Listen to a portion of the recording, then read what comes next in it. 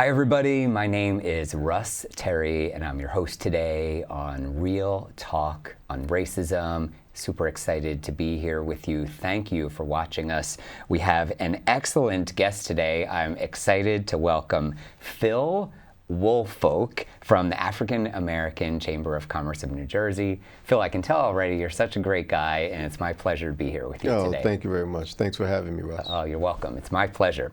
All right, so first some logistical questions. How many members does the Chamber have across our fine state of New Jersey? You know, I get asked that question quite a bit, and I've just come on board as the Chief Operations Officer of the Chamber, and what I can say is that the founder, president, and CEO of the Chamber, John Harmon, the way we really look at it, we have about 80,000 African American owned businesses across the state and probably about 1.2 plus African Americans living in the state. And our advocacy and the work that we do, providing resources, information, and opportunities, we look at all of those folks as being the folks we represent. So that's our broad view of how we handle our work and our mission. Got it, and congrats on the COO gig. They're lucky to have you. Thank you. Even just having met you within the last couple of weeks, I can tell you and John and the rest of the Chamber do amazing work. Thank you. Thank you. Thank you very much. So, of those people that you are your constituents, if you will, what % would you say have experienced racism? You know, I haven't had that conversation, quite frankly, with all of them, but if their experiences have been anything similar to myself, my family members, and friends and people in my close circle, I would say that probably all of them have had some level of experience with racism, whether it's microaggressions or overt situations. And we'll talk about microaggressions in a second. When we were planning for today's episode, you told me about a story earlier in your career. You had a job interview, you called them before you left, you drove there, then you got there, Right. They saw that you are an African American man, and all of a sudden in those 45 minutes, the job was no longer available, which horrifies me that happened.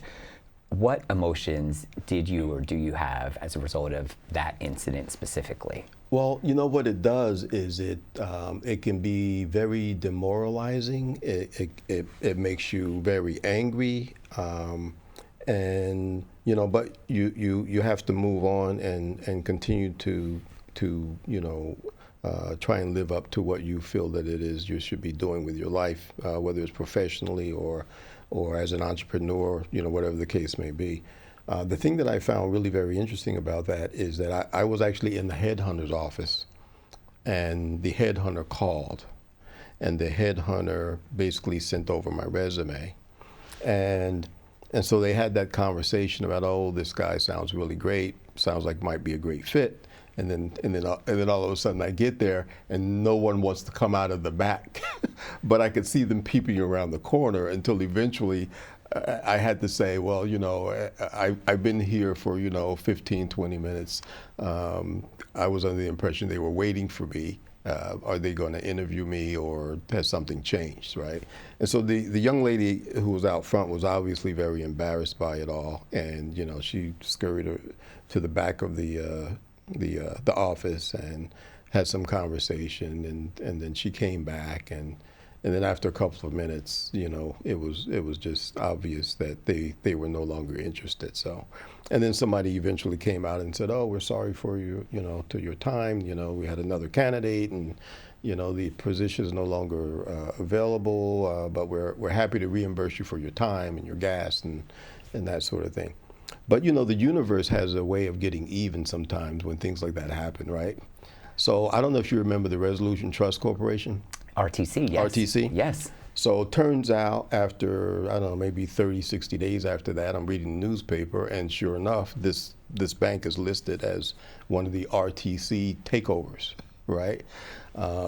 So the way I looked at it was that was probably not the place I needed to be anyway, because I would have been probably looking for another job. I guess the justice that the universe played was the folks that wouldn't interview me were probably out of work themselves shortly after that, right? So, so it all worked out. Well, one of my close friends, Amber, she says, in those situations, welcome to the karma restaurant where there's no menu, you get what you deserve. So it's really interesting. I think Dr. Martin Luther King once said, and I'm paraphrasing, and I understand it came from really from someone else, but it goes something like the arc of the universe is long, but it bends toward justice, right? And so sometimes there are things that happen that are not fair, that are not right, but I ultimately ended up in a good spot with a great company, and I've had a great career since then. So there are things that happen that you don't have any control over, and you just roll with the punches and keep going. Well, I would imagine you and so many others like you, people of color here in New Jersey and elsewhere throughout the U.S., have to be so resilient to, pick yourself back up after an incident like that and countless other incidents happen. Oh, sure. And some of the things are really very, they're small and they're hard to define sometimes, because you don't, once you've had that experience, then you view life through that lens that these possibilities exist. But sometimes you may misjudge a situation and think that it's racism, and it turns out that it's not, right? It's understandable that given the evidence of things that have transpired against you and other people of color, that it's logical that there might be other things that do happen. And oh, yeah. And because you've had those experiences, you also understand when you see someone else react to it. Because they're reacting from a place of past experiences, and it's it creates anger and anxiety and the whole 9 yards. So and all of those negative emotions, the anger, the anxiety, the demoralizing feeling, are all 100% natural and valid based on the things that have transpired. Oh, yeah. So you mentioned microaggressions a few minutes ago, and I want to go back to that. And for our viewers that don't know about microaggressions, these are those little subtle things that happen that may seem immaterial on the surface, but of course are quite material, especially when you add them up and they happen multiple times. So what's an example of a microaggression that you or one of your family members has experienced? Well, I can give you a couple of quick points. My oldest daughter, I remember she wanted to have a double major, and she went to talk to somebody about it, and she walked into the office, and I think they made the assumption that she wouldn't be eligible for a double major because it's someone who should have a high GPA and who's a good student academically. So they assumed that based on her appearance, this is my assumption, that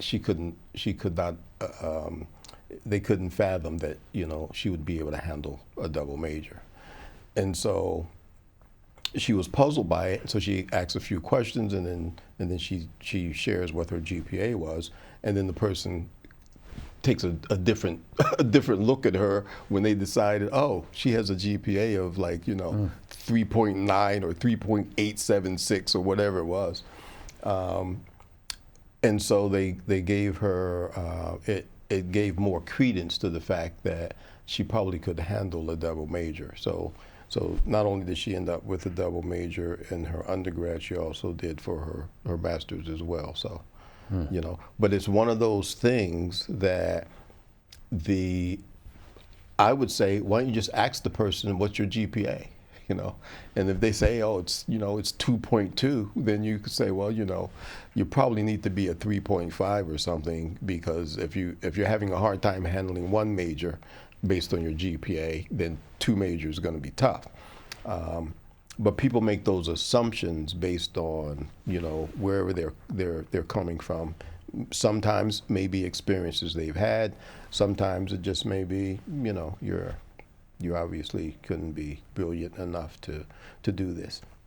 And then professionally, in one of my banking positions, I remember I had a large office, and I had 2 desks in the office, and I was managing a sales team, and so I had people in New Jersey, Pennsylvania, and Delaware, and people would come in for meetings, and there was another regional manager who would come in to meet with his folks, and so the spare desk in my office was always used by someone, right?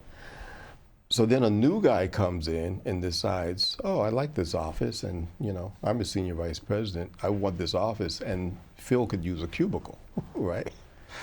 So he actually wanted to take over my office, and I decided, well, I don't think I want to give up my office. I'm not sure why, if you're coming into this space, like once every 3-4 weeks, once every month, once every 6 weeks, why you need an office, why don't you use the cubicle, right? So make a long story short, we had some communication about it that was not all that pleasant, but I stood my ground. And then I was there one Saturday morning, and I decided, this guy is not willing to play nice in the sandbox. So I'm going to change the sandbox. So I disconnected the spare desk, took it apart, moved it into the mailroom, and put my desk in the middle of the office, and I locked the door. So when he visited the next time, there was no spare desk. So my attitude was, well, if the cubicles were good enough for me, there's no spare desk. Maybe you should use the cubicle. That created a little bit of stress. He called my boss, and my boss at the time was very astute and very respectful. We had a great working relationship, and and I was a high contributor within the organization. So eventually, the guy just got the point that I guess I can't take this guy's office, even though I have a higher title. Got it. But when you're dealing with people and you have a position of mutual value and mutual respect, right? Then the titles don't really matter. It's you're a human being, I'm a human being. You come into a space, we're all trying to do a good job. There's a spare desk there. Everyone else has sat there and used the desk. Why is it you think you can kick me out? And but I think it's it's a lack of respect as relates to people who are different, and people who are different than you are, and you make some assumption that your value is greater than theirs.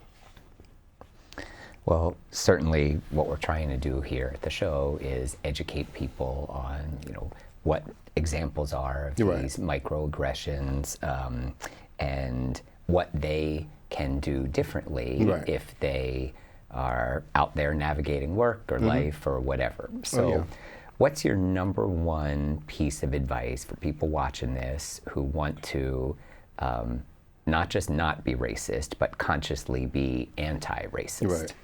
Well, I think people of goodwill and people who care about morality and care about doing things the right way and sincerely want to treat people the way they want to be treated, that I think you have to come to the table with some level of curiosity. You can't make assumptions that based on what you were told during your childhood or how things were communicated where you went to school or in your social circle or whatever the case may be, that everything you've ever heard about people who don't look like you is the absolute gospel. And to the degree that you're able to get to know people and spend time with them and communicate with them and ask questions and get a better understanding about, I think you come to the conclusion that we're a lot more alike than we are different. And I think you also come to the conclusion that from a business standpoint, it's more profitable to have more opinions and more thoughts, right? And so that's why corporations are run by, you have an executive management team, you have a board of directors, you have a hopefully a diverse group of people who are coming at it with a diverse set of circumstances and experiences, and collectively they're able to make better decisions which drive a company into a better situation, right? So, and to that end, one of the things the president and CEO, John Harmon's been able to do in terms of collaboration is we have a relationship with the New Jersey Chamber of Commerce and with the New Jersey Business and Industry Association. And those relationships are both tied to agreements that are specific to diversity, equity, and inclusion, adding more blacks to corporate boards, more blacks to the C-suites within corporations, and opening up procurement opportunities for people of color so that those corporations are spending more money with a diverse population. And so I think when you look at the economics of blacks being the lowest economically in terms of highest levels of poverty, the net worth of blacks is around $5,900 compared to over $300,000 for whites. And you look at systemic racism that goes back even to the Federal Home Administration as it relates to covenants within contracts that really restricted the ability for a person to sell their home or property to a person who was a non-Caucasian. These are all things that are very real that are invisible to most folks, because if you're on the privileged side of the tracks, you have no reason to contemplate or think about these things. Or even know. Right? I didn't even know that. Right? Or even know about these things. So there's two books I would recommend. One is The Color of Law by Richard Rothstein. The other is The New Jim Crow by Michelle Alexander. Okay. And they're very good reads about historical perspectives as it relates to Jim Crow laws, and as it relates to a lot of what happened economically to restrict African Americans' ability to own homes in certain neighborhoods. And then, there were sort of scams created where folks wanted to do block busting, and so what they would do is they would have say an African American team up with come out with a realtor and walk through white neighborhoods, and then convince white folks that their properties were going to be going down in value because black people have just moved into the neighborhood. There are even stories and accounts of paying people to ride up and down the streets with the radio blasting to indicate the neighborhood is changing. That forced, in some cases, Caucasians to sell their homes at discounted prices, and then they took out ads and marketed those homes to African Americans as communities that are now open for African Americans to move in, and then African Americans paid inflated prices for those same homes. So there are all kinds of things that have happened historically that bring us to this point. But I think as the African American community works in collaboration with organizations like the New Jersey Chamber of Commerce, New Jersey Business and Industry Association, we have great relationship with the New Jersey Economic Development Authority and the state of New Jersey, and working with various corporations who understand the idea of creating a fairer economy that helps create better value for everybody as it relates to improving the economic mainstream of all of our citizens. Well, thank you for filling me in on that, and I'm glad there are some things that you're positive about. In terms of hopeful. I'm a hopeful and optimistic person also, so it sounds like there are lots of great organizations here in New Jersey who are working together. Oh, absolutely. Absolutely. As a matter of fact, we met at a diverse chambers event that was held on Zoom, and and there have been some relationships established out of that I think will be fruitful, and that will help some of the businesses that were present there that day, and I think as people get a better understanding about the fact that we can all profit and grow and prosper together, that we make those strides in the right direction. So I'm always hopeful and optimistic because, what's the real choice? I mean, stay in bed, put the covers over your head, and just forget about it. Yeah. So we can't do that, right? Well, you're doing lots of great work, and that's my mindset too, to get up and get out and get going and try to make some positive change. Oh, for sure. So you're also a real estate investor, and you told me the other day a story about one of your best tenants, a transgender individual, and shifting gears a bit, what would you say are the similarities between the challenges that a trans person has and an African American person has? Well, I would think some of them are similar. I can't speak with as much authority on that as I certainly can. Being an African American man, growing up in living in the United States of America and traveling around the country and other parts of the world, but I can certainly surmise that some of the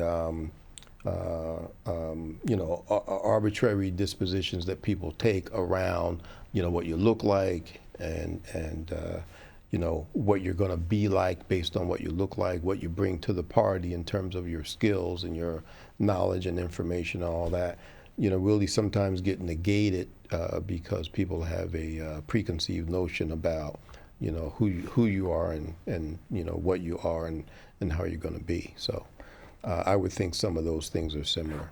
And hopefully, because of this show and other discussions like this, we reduce or eliminate the preconceived notions that exist out there and don't assume things, and our viewers can be more aware of people, as you said earlier, who are different from them. Oh, yeah. All right, so we have a few minutes left. This has been a fantastic discussion.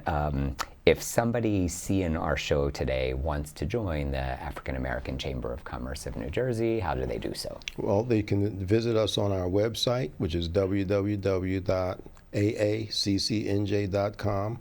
And we have a very good website that has a lot of information about webinars, seminars, workshops, various events that we hold for networking to have folks have the ability to expand their networks and expand their businesses, expand their opportunities. And because we're working with corporations that really want to do business with us, it's a good time for folks to join the chamber, because we're looking for folks who have certain skill sets that we can help bring them to the table in terms of companies that are looking to do business with them and maybe looking for the specific services or products that they offer. Well, I'm all about win-win scenarios. Oh, yeah. So that's great. And I did check out the website, and it's very robust. And he's right. There are so many different events that the African American Chamber of Commerce in New Jersey has happening. So certainly encourage you to check it out. Oh, yeah.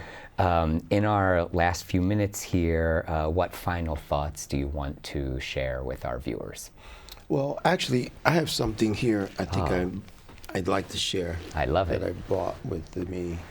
Because I think it speaks to the disposition and the mindset, and some of which needs to change. So here, and this is from the New Jim Crow. So there's a passage here that says, "People of goodwill have been unwilling to see black and brown men in their humanness, as entitled to the same care, compassion, and concern that will be extended to one's own family, friends, neighbors, and loved ones." And then it goes further to say that, and this was a quote from Dr. Martin Luther King that says, "One of the great tragedies of man's long trek along the highway of history has been the limiting of neighborly concern to tribe, race, class, or nation. The consequence of this narrow, insular attitude is that one does not really mind what happens to people outside their own group. And racial indifference and blindness can even be more overt in terms of racial hostility as a form of, it makes a sturdy foundation for all racial caste systems." So when you think about that indifference, and you think about what happened to George Floyd, right? This is a man who was murdered on national TV for all the world to see. That can only happen if you have a very low tolerance, or very low, you place a very low meaning on the life of another human being to just do that. Now, that officer probably would not have done that to someone who looked like him. That's something he would not have done to a neighbor, or a neighbor's child, or a neighbor's husband, right? And so that's the indifference that I think they're speaking about here. That, you know, if you accord the same compassion and the same, you know, respect for people of all types, then you don't devolve into a situation where someone's life is so meaningless that you feel you can take it and it's of no consequence. Well, great story and quote from the book. That phrase, neighborly concern, is certainly what we're trying to do here at the show. Absolutely. Exude neighborly concern. We may live in different parts of New Jersey, right. But, you know, I would be honored to, you know, be considered a neighbor to you and exude that neighborly concern. Right. And, you know, we really are not, we don't want to be indifferent. We want to try to make a difference, right. And that's the point of this show, which is about to wrap up. Right. Well, Phil Woolfolk, thank you so much, Russ. It was so great to meet you in person for the first time you. today, Same and have you on the show. He's the COO of the African American Chamber of Commerce of New Jersey. I'm Russ Terry. Thank you so much for watching this episode of Real Talk on Racism. We're grateful to you for the support, and we'll see you next time. Yeah, thanks for having me. You're welcome.